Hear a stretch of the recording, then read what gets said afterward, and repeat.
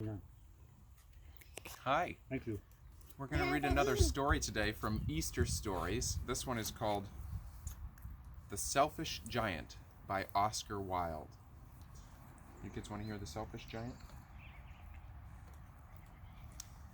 Every afternoon, as they were coming from school, the children used to go and play in the giant's garden.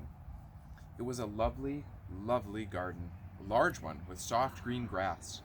Here and there over the grass stood beautiful flowers like stars, and there were 12 peach trees that in the springtime broke out into delicate blossoms of pink and pearl, and in the autumn they bore rich fruit. The birds sat on the trees and sang so sweetly that the children used to stop their games in order to listen to them. "How happy we are here," they cried to each other. One day the giant came back.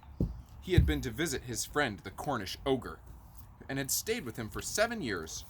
After the 7 years were over, he had said all that he had to say, for his conversation was limited. He determined to return then to his own castle. When he arrived, he saw the children playing in the garden. "What are you doing here?" he cried in a very gruff voice, and the children ran away. "My own garden is my own garden," said the giant. "Anyone can understand that, and I will allow nobody to play in it but myself." So he built a high wall around it and put up a notice board which said, "Trespassers will be prosecuted." He was a very selfish giant. Well, what are those over there? Not part of the story. The poor children had now nowhere to play. They tried to play on the road, but the road was very dusty and full of hard stones, and they did not like it. They used to wander round the high wall when their lessons were over and talk about the beautiful garden inside. "How happy we were there," they said to each other. Then the spring came, and all over the country there were little blossoms and little birds. Only in the garden of the selfish giant, it was still winter. The birds did not care to sing in it, as there were no children, and the trees forgot to blossom. Once a beautiful flower put its head out from the grass, but when it saw the notice board, it was so sorry for the children that it slipped back into the ground again and went off to sleep. The only people who were pleased were the snow and the frost. "Spring has forgotten this garden," they cried, "so we will live here all year round." The snow covered up the grass with her great white cloak, and the frost painted all the trees silver. Then they invited the north wind to stay with them, and he came. He was wrapped in furs, and he roared all day about the garden, and blew the chimney pots down. "This is a delightful spot," he said. "We must ask the hail on a visit." So the hail came. Every day for 3 hours he rattled on the roof of the castle till he broke most of the slates. And then he ran round and round the garden as fast as he could go. He was dressed in gray, and his breath was like ice. "I cannot understand why the spring is so late in coming," said the selfish giant, as he sat at the window and looked at the cold white garden. "I hope there will be a change in the weather." But spring never came, nor summer. The autumn gave gold fruit to every garden, but to the giant's garden she gave none. "He is too selfish," she said. So it was always winter there, and the north wind and the hail and the frost and the snow danced about through the trees. One morning the giant was lying awake in bed when he heard some lovely music. It sounded so sweet to his ears that he thought it must be the king's musicians passing by. But it was only a little chickadee singing outside his window. But it was so long since he had heard a bird in his garden that it seemed to him to be the most beautiful music in the world.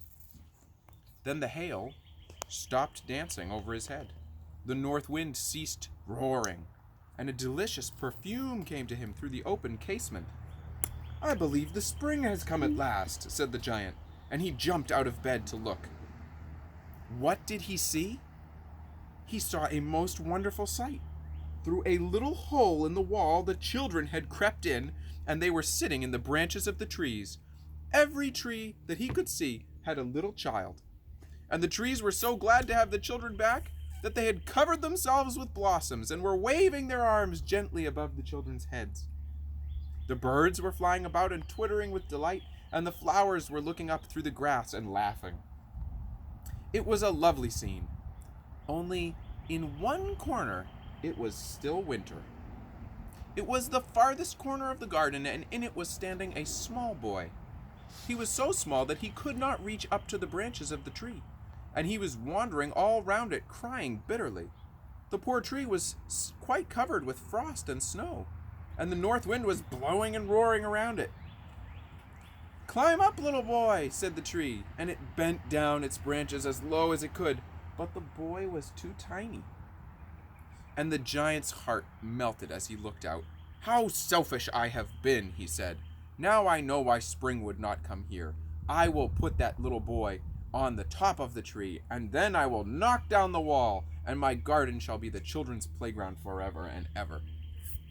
He was really very sorry for what he had done. So he crept downstairs. He's a mean guy. He was. So he crept downstairs and opened the front door quite softly and went out into the garden. But when the children saw him, they were so frightened that they all ran away, and the garden became winter again. Only the little boy did not run, for his eyes were so full of tears that he did not see the giant.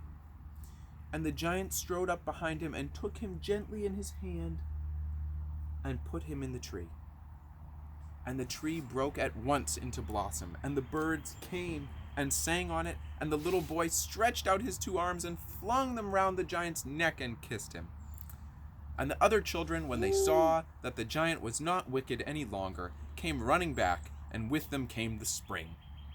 "It is your garden now, little children," said the giant, and he took a great axe and knocked down the wall. And when the people were going to market at 12 o'clock, they found the giant playing with the children in the most beautiful garden they had ever seen. All day long they played, and in the evening they came to the giant and bid him goodbye. "But where is your little companion?" he said, "the boy I put into the tree." The giant loved him best because he had given him a kiss. "We don't know," answered the children. "He has gone away." "You must tell him to be sure and come here tomorrow," said the giant. But the children said that they did not know where he lived and had never seen him before. And the giant was very sad. Every afternoon when school was over, the children came and played with the giant, but the little boy whom the giant loved was never seen again. The giant was very kind to all the children, yet he longed for his first little friend and often spoke of him. "How I would love to see him," he used to say. Years went by, and the giant grew very old and feeble. He could not play about anymore. So he sat in a huge armchair and watched the children at their games and admired his garden. "I have many beautiful flowers," he said. "But the children are the most beautiful flowers of all." One winter morning, he looked out the window as he was dressing. He did not hate the winter now, for he knew that it was merely spring asleep and that the flowers were resting. Suddenly he rubbed his eyes in wonder and looked and looked. It certainly was a marvelous sight. In the farthest corner of the garden was a tree covered with lovely white blossoms. Its branches were quite golden, and silver fruit hung down from them, and underneath stood the little boy he had loved. Downstairs ran the giant in great joy and out into the garden. He hastened across and came near to the child, and when he came quite close, his face grew red with anger, and he said, "Who hath dared to wound thee?" For on the palms of the child's hands were the prints of 2 nails, and the prints of 2 nails were on the child's little feet. "Who hath dared to wound thee?" cried the giant. "Tell me that I may take my big sword and go after them." "Nay," said the child, "but these are the wounds of love." "Who art thou?" said the giant, and a strange awe fell on him, and he knelt before the child.